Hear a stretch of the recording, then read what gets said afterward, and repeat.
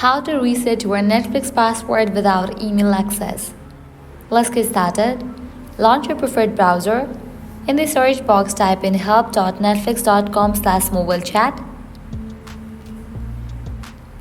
After you type in search for it, you'll be directed to this page.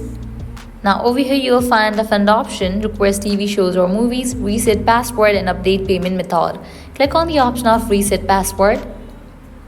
With that, you will be directed to this page, update password, email or phone number. How would you like to reset your password, email or text message?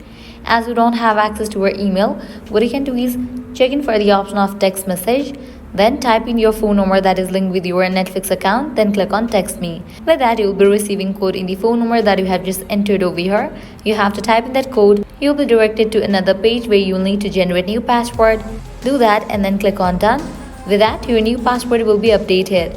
So this way you can easily reset your Netflix password without email access. If this guide was helpful, don't forget to like, share and subscribe to our channel. Thanks for watching.